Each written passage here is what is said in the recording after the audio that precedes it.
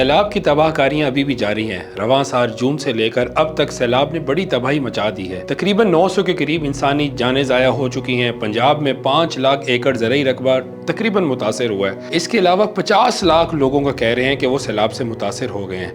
جو مجموعی نقصانے کا تخمینہ اب تک لگایا گیا ہے وہ تقریباً $1.4 بلین لگایا گیا ہے۔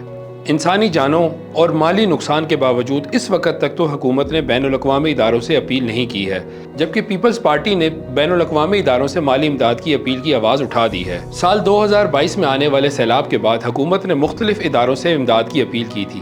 اس کے بعد جنوری 2023 میں جنیوا کانفرنس کے دوران حکومت پاکستان سے مختلف مالی اداروں نے امداد کے وعدے کیے گئے تھے۔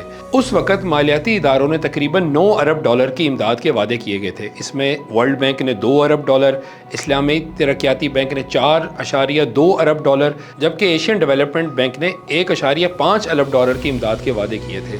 وی نیوز نے جب حکومت سے رابطہ کیا اور یہ جاننے کی کوشش کی کہ اس وقت تک موجودہ سیلاب کے لیے امداد کی اپیل کیوں نہیں کی گئی، وفاقی وزیر ڈاکٹر طارق فضل چودھری نے وی نیوز کو بتایا کہ 2022 میں آنے والے سیلاب میں جب امداد دی گئی تھی اس میں سے کچھ امداد ایسی تھی جو کہ سافٹ لونز کے ذریعے دی گئی تھی، یعنی کہ قرض کی صورت میں امداد دی گئی تھی، جبکہ اس وقت تک ابھی تک پاکستان میں 2025 میں آنے والے سیلاب کا مکمل تخمینہ نہیں لگایا گیا ہے۔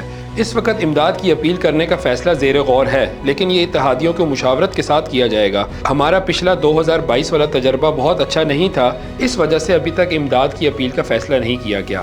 اس خبر کی مزید تفصیلات جاننے کے لیے وی نیوز کی ویب سائٹ کا وزٹ کیجیے۔